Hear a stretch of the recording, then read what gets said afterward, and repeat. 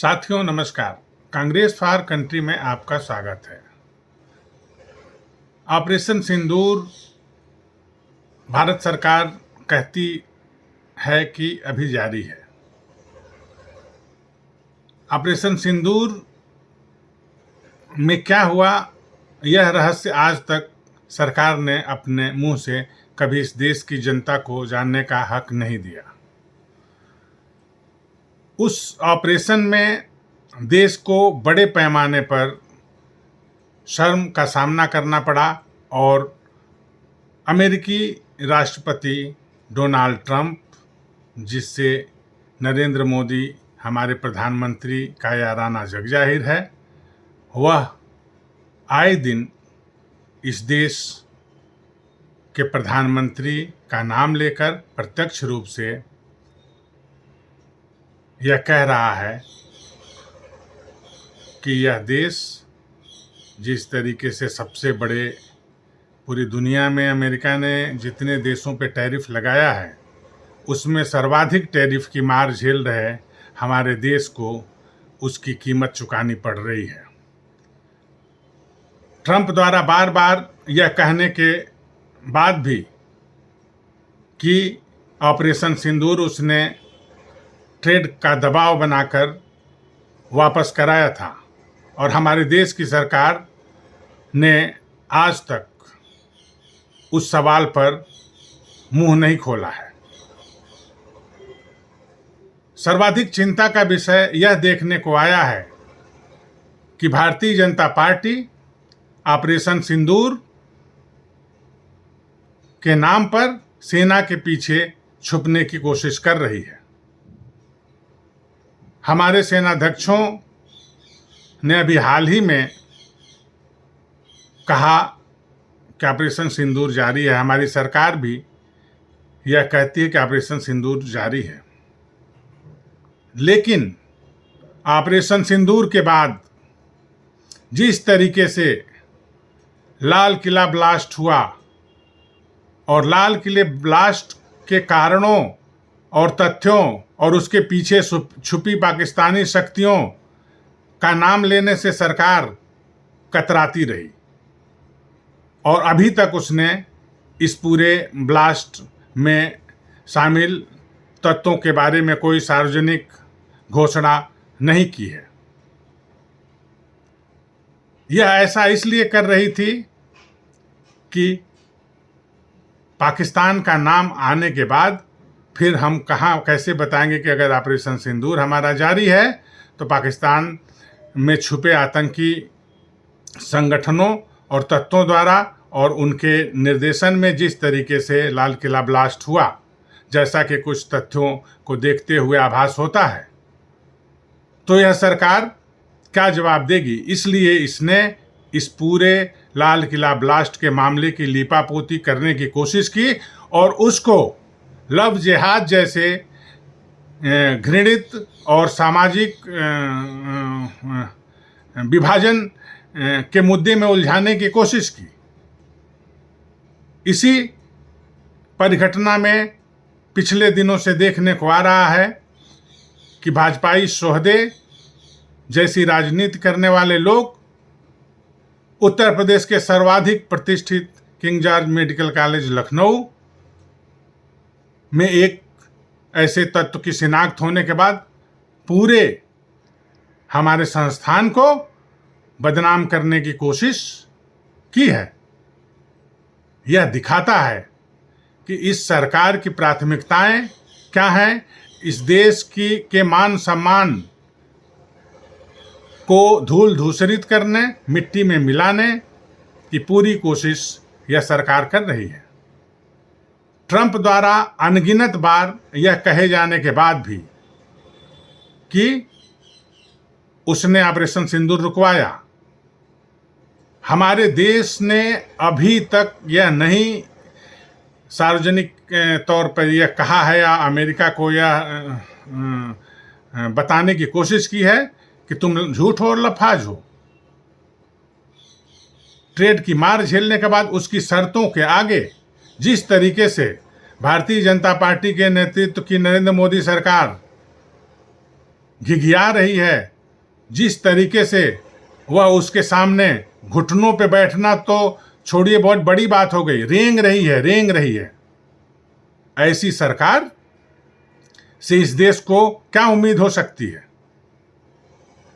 Operation सिंदूर के बाद एक चीज सेना की तटस्थता और सेना के प्रभाव की वजह से एक नई चीज देखने को आई है जो स्वागत योग्य है कि आप आतंकी घुसपैठ में कमी आई है।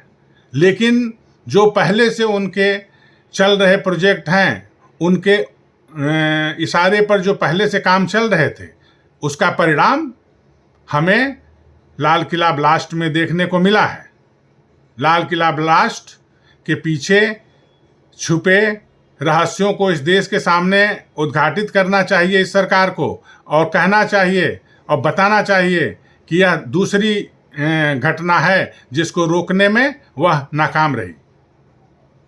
आखिर वो कौन से कारण हैं कि भारतीय जनता पार्टी जब भी केंद्र की सत्ता में आती है तो आतंकी घटनाएं, सभी बड़ी आतंकी घटनाएं, एक मुंबई की घटना को छोड़ दिया जाए, ताज की, उसके अलावा संसद से लेकर और सभी बड़ी घटनाएं इसके शासन में और इसके नेतृत्व काल में हुई हैं। और ये सबसे बड़े राष्ट्रवादी बनते हैं, 24 घंटा पाकिस्तान की माला जपते हैं, जैसे पाकिस्तान न हो गया, जैसे कोई बहुत बड़ी ऐसी तोप के बारे में बात करते हैं।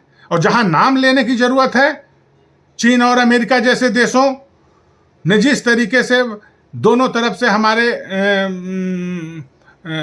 प्रभाव क्षेत्र को समाप्त करने की कोशिश की है।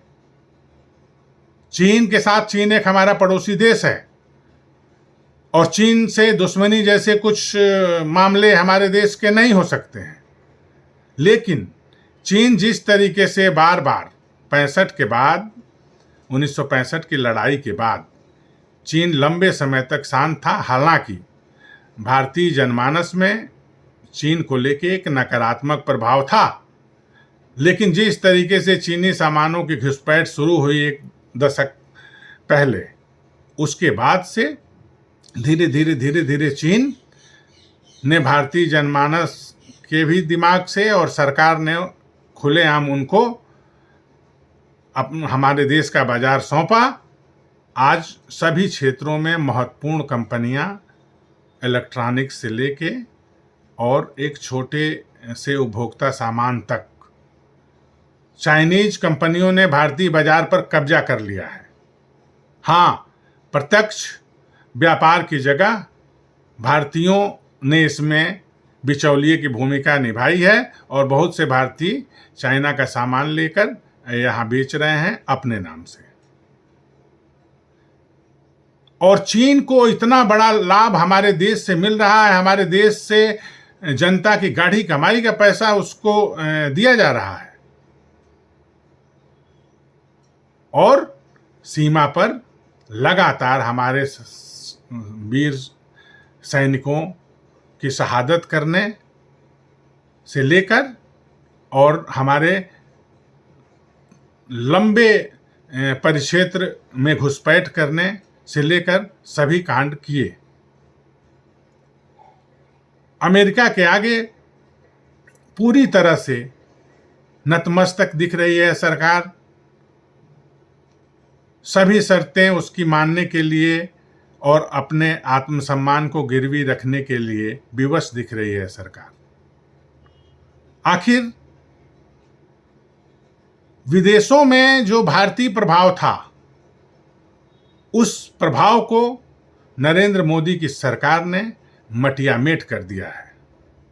उसकी मुख्य वजह यह है, जब कोई एक अशिक्षित, असभ्य व्यक्ति देश की सत्ता पर काबिज हो जाए तो उसको दुनिया सम्मान कैसे करेगी, पहला प्रश्न तो ये है। लेकिन उसको जो सम्मान मिल रहा था, भारत जैसे संप्रभु महान राष्ट्र के एक प्रधानमंत्री होने के नाते गांधी और जवाहरलाल नेहरू पटेल जैसे हमारे महान लोगों के देश के रूप में, हमारे शानदार प्रधानमंत्री इंदिरा गांधी, जिन्हें हम लौह महिला कहते हैं इस देश की, उनके नेतृत्व में इस देश ने वैदेशिक नीति से लेकर और आंतरिक मोर्चे पर चरमोत्कर्ष का प्रदर्शन किया था। हमें ऐसे सक्षम नेतृत्व की जरूरत है। हमें ऐसे किसी नेतृत्व की जरूरत नहीं है जो इस देश के अंदर आंतरिक मामलों में बेसिर पैर की बातें करना, उन्मादी माहौल बनाना, विभाजनकारी तोड़ फोड़ के पूरे उद्देश्यों में संलिप्त रहने वाली यह सरकार सामूहिक तौर पर लिंचिंग, हत्या, बलात्कार के संरक्षक के रूप में उभर कर सामने आई है। इस देश की जनता के क्या हाल हैं, उसके बेहाल होने के पीछे इनके जन विरोधी राजनीतिक क्रियाकलाप हैं। सरकार की जो नीतियां हैं, उन नीतियों को गौर से देखिए तो गरीबों के नाम पर, इस देश के मजदूरों के नाम पर इनके पास कोई सिवाय कुछ किलो अनाज की खैरात देने के अलावा कोई योजना नहीं है। नरेगा जैसी योजना जिसने दुनिया भर में मार्गदर्शन किया, दुनिया भर के देशों को एक रास्ता दिखाया, जिसने कोविड जैसी महामारी में इतने बड़ी भूमिका का निर्वहन किया, उस पूरी योजना की आत्मा को खत्म करके और महात्मा गांधी नरेगा जैसी योजना, जिसमें हमारे राष्ट्रपिता का नाम भी था, उस योजना को खत्म कर दिया, एक तरह से उसकी हत्या कर दी और उसका नाम रख दिया जयराम जी की। हिंदी क्षेत्रों में कभी कभी मजाक में लोग जयराम जी की अलविदा के लिए कहते हैं, तो इसने अलविदा कह दिया उस योजना को। करोड़ों मजदूर जो इस देश के लाभान्वित हो रहे थे, महात्मा गांधी नरेगा जैसी शानदार योजना से लोगों का पलायन रुक रहा था, क्षेत्र में घर बैठे लोगों को काम मिल रहे थे। इन सभी चीजों को इसने खत्म करने की कोशिश की है और नरेगा में जो भी महत्वपूर्ण अधिकार थे, सभी अधिकारों को खत्म करके एक सौसेबाजी का छुरछुरी छोड़ दिया कि हमने 125 दिन कर दिया। जब 100 दिन की गारंटी थी तो तुम दे नहीं पा रहे थे, 50-56 दिन तुम दे रहे थे काम, तुम 125 नहीं, तुम पूरा 500 कर दो, उससे क्या फर्क पड़ता है। 365 दिन की जगह तुम 500 कर दो, जैसे तुम्हारी सरकारों का नारे होते हैं, अब की बार 400 पार, जैसे लगता है कि इनकी बपौती है, इनका चारागाह है यह देश। तो मैं कहना चाहता हूं कि ऑपरेशन सिंदूर का क्या हुआ, इस देश की जनता जानना चाहती है। ऑपरेशन सिंदूर के बाद लाल किला बम ब्लास्ट में सरकार की असफलताओं और शुतुरमुर्ग तरह रेत में सर गाड़ने वाली अब नरेंद्र मोदी की सरकार इस देश को बताए कि क्या हुआ और ऐसी घटनाएं क्यों हुई, इसके लिए जवाबदेह कौन है। भारतीय जनता पार्टी का एक मूल चरित्र है कि यह कहीं भी अपनी जवाबदेही में नहीं आती और जवाबदेही की बात नहीं करती। जहां ऐसी बात आती है तो खड़ा कर दिया जाता है अधिकारियों को। पिछले दिनों आपने देखा अमेरिका के साथ जिस तरीके से हमारा वैदेशिक संकट है, चाइना के साथ, ईरान के साथ और अमेरिका का जिस तरीके से खुलेआम नए साम्राज्यवादी हुंकार को हम देख रहे हैं, पूरी दुनिया देख रही है। ऐसे में भारत जैसा महान लोकतंत्र और इतना बड़ा राष्ट्र मुंह सिले बैठा हुआ है, वह इसलिए कि यह दिग्भ्रमित वैदेशिक नीति घूम घूम के गले से चिपट जाना और लोगों के गले पड़ जाने को अगर विदेशी नीति कहा जाता है, तब तो ये महान विदेश नीतिवान हमारे देश का प्रधानमंत्री है, जिसको दो शब्द न बोलना आता है, न कहीं सम्मानजनक मौकों पर सही आचरण करना आता है। इस उच्छृंखल जो जेस्चर दिखाने वाला प्रधानमंत्री हिंदू राष्ट्र और विश्व गुरु बन रहा है स्वयंभू। दुनिया में कहीं तुम्हारा नाम लेवा कोई नहीं है। ऑपरेशन सिंदूर ने हमारे देश को बता दिया, एक देश नहीं खड़ा हुआ। ऐसा निठल्लापन और ऐसा इस देश के साथ दुर्दिन दिखाने की नौबत लाने वाली सरकार को अब जाना होगा। और प्रधानमंत्री नरेंद्र मोदी और उनकी सरकार, अमित शाह, देश के आंतरिक मामलों पर ध्यान दीजिए। यह जो लोगों का वोट काटना और वो वोट काट के सत्ता पाने का जो आप अपना गुण दिखा रहे हो, जवाब दे दो। जिस प्रदेश में जाते हो तुम घुसपैठ की बात करते हो, और घुसपैठ होने की जिम्मेदारी तुम्हारी है। अगर इस देश में एक भी घुसपैठिया आया तो इस देश का गृह मंत्री जिम्मेदार है, इस देश की सरकार जिम्मेदार है।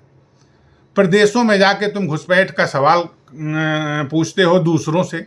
जो जिम्मेदारी तुम्हारी है उसका सवाल तुम दूसरे से करते हो। सरकार में रहते हुए विपक्ष से सवाल करते हो, क्योंकि अपनी जवाबदेही पे बात न करना पड़े।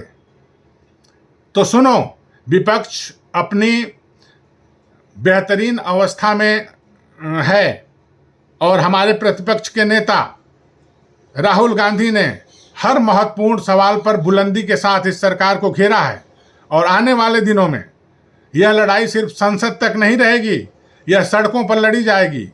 और भारतीय जनता पार्टी की सरकार सिर्फ चुनाव के लिए लोगों का कत्लेआम कराना, लोगों में विद्वेष की भावना भरकर सत्ता पे काबिज हो जाना, यह अगर चाहती है भारतीय जनता पार्टी और राष्ट्रीय स्वयंसेवक संघ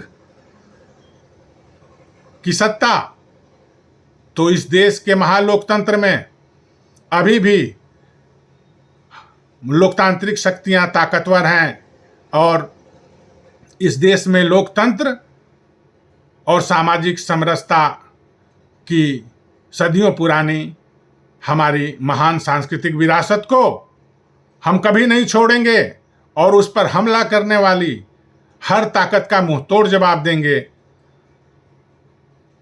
धन्यवाद। कांग्रेस फॉर कंट्री के लिए क्रांति शुक्ला आप सबसे अपील है कि हमारे इस चैनल से जुड़िए, इसको लाइक और सब्सक्राइब करिए, इसको अन्य लोगों तक पहुंचाइए। धन्यवाद, बहुत बहुत धन्यवाद।